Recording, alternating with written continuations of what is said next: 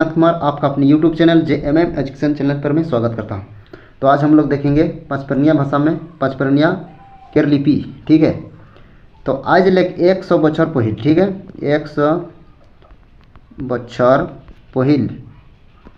ठीक, 100 बछर पहिल पाटा खोतियन के, ठीक है, पाटा खोतियन के देखे पता चल जाएला कि कोइथी लिपि मैंने लिखल है। ठीक है, कोइथी लिपि मैंने लिखल है पचपरनिया के लिपि। पाटा खोतियन मैंने 100 बछर पहिल जदि हमारे देखिला तो देखे पाइला कि पता चल जाएला कि कैथी लिपि मैंने लिखल है। एखन कहाँ कहाँ देखले पावला कि जमीन जायदाद कर बेचा किना होले बूढ़ा बुजुर्ग सब कीबा पाटा लिखवाए सब कोइथी लिपि के व्यवहार करेलान। ठीक है, का कर व्यवहार करेलान? कोइथी लिपि के व्यवहार करेलान। किंतु एखन वर्तमान समय में देवनागरी लिपि के टाकेर मुद्रण व्यवस्थाटा आगू बटे बढ़ाए चलते देवनागरी लिपि के व्यवहार करेलान। ठीक है, एखन वर्तमान समय में देवनागरी लिपि टाकेर मुद्रण व्यवस्थाटा आगू बटे बढ़ाए चलते देवनागरी लिपि के व्यवहार होला। ठीक है, तो पहिल कैथी लिपि में न रहे, लेकिन एखन देवनागरी लिपि के मुद्रणटा के व्यवस्थाटा के आगू बटे बढ़ाए खातिर एखन देवनागरी लिपि के व्यवहार करेलान। ठीक है, व्यवहार करेलान। मैंने पचपरगना के बहुत से गाँवों का भ्रमण किया है और यहाँ की हस्तलिखित लोकगीतों तथा शिष्ट गीतों को संग्रह किया है। ठीक है, तो गीतों का संग्रह मुझे यहाँ गीत कैथी बंगला और देवनागरी लिपि में ही लिखे हुए मिले।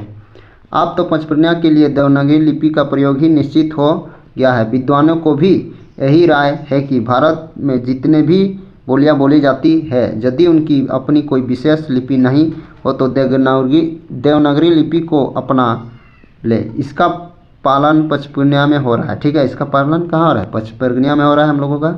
ठीक है, अभी हाल में छोटानागपुर की भाषाओं के मानकीकरण के संबंध में, ठीक है, अभी हाल में छोटानागपुर की भाषाओं के मानकीकरण के संबंध में एक त्रिदिवसीय सेमिनार का आयोजन 12 से 14, ठीक है, 12 से 14 दिसंबर 1986 जेवियर समाज सेवा राजस्थान रांची में किया गया था, जहां पचपरनिया के लिए देवनागरी लिपि को ही स्वीकार किया गया था। ठीक है, तो अभी हाल में छोटानागपुर की भाषाओं के मानकीकरण के संबंध में एक त्रिदिवसीय सेमिनार का आयोजन 12 से 14 दिसंबर 1986 जेवियर समाज सेवा संस्थान रांची में किया गया था। ठीक है,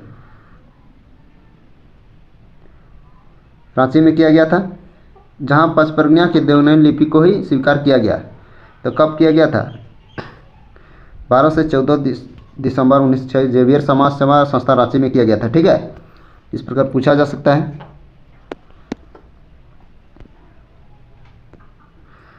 देवनागरी लिपि, ठीक, देवनागरी लिपि संसार की प्राचीनतम लिपियों में से एक है। यह नागरी भी कहलाती है। यह वर्णमूलक लिपि है। इसमें स्वरों तथा व्यंजनों के लिए वर्ण है। ठीक है, देवनागरी लिपि संसार की प्राचीनतम लिपियों में एक है। यह नागरी भी कहलाती है, वर्णमूलक लिपि है। इसमें स्वरों तथा व्यंजनों के लिए वर्ण है। लेखन की दिशा बाएं से दाएं। देवनागरी लिपि में छोटे और बड़े वर्ण रोमन लिपि की तरह नहीं होते हैं। वर्णों के हस्तलिखित और मुद्रित रूपों में कोई भेद नहीं, जैसे कि रोमन लिपि में भेद पाया जाता है। देवनागरी लिपि, ठीक है, देवनागरी लिपि अत्यंत औपचारिक है। प्रत्येक व्यंजन वर्ण में ओ स्वर भी निहित होता है और इसी तरह वह मात्र व्यंजन स्वर चिन्ह नहीं बल्कि व्यंजन और स्वर स्वरों के मेल से बनने वाला अक्षर होता है।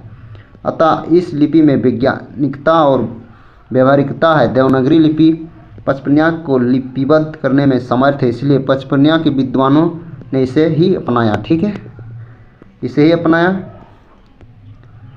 लिपि किसी भाषा के लिए आवश्यक है, अनिवार्य नहीं। इसलिए यहाँ की भाषा को रोमन, कैथी, बांग्ला, उड़िया, उर्दू और अरबी में लिखा जाता है।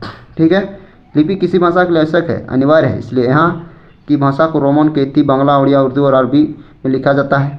वर्तमान में नागपुरी के लिए सबसे उपयुक्त लिपि देवनागरी लिपि है। ठीक है, पचपरगनिया के समय के साथ केथी, बांग्ला, रोमन लिपि में लिखा गया है, परंतु ये लिपि पचपरगनिया की ध्वनि चिन्हों को अच्छी तरह प्रस्तुत करने में सक्षम नहीं थे। ठीक है, तो पचपरगनिया के समय के साथ केथी, बांग्ला, रोमन लिपि में लिखा गया, परंतु ये लिपि पचपरगनिया की ध्वनि चिन्हों को अच्छी तरह प्रस्तुत करने में सक्षम नहीं थे। ठीक है, ठीक है।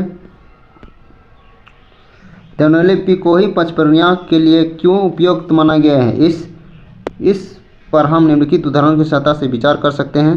देवनागरी में सबसे अधिक ध्वनि चिन्ह है, इसलिए सभी तरह की ध्वनियों को लिखा और पढ़ा जा सकता है। ठीक है, पढ़ा जा सकता है। यहाँ पर हम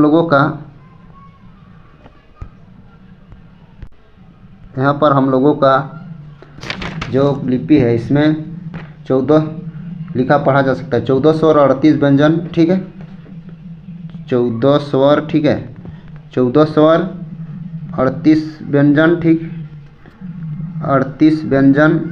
ठीक है, और कुल 52 वर्ण है। ठीक है, कुल 52 वर्ण है। ठीक, कितने वर्ण हैं तो 52 वर्ण है। इस प्रकार याद कर लीजिएगा। देवनागरी लिपि में जैसा लिखा जाता है उसका उच्चारण भी ऐसा ही होता है। तो अगला पेज में देखेंगे। ठीक है,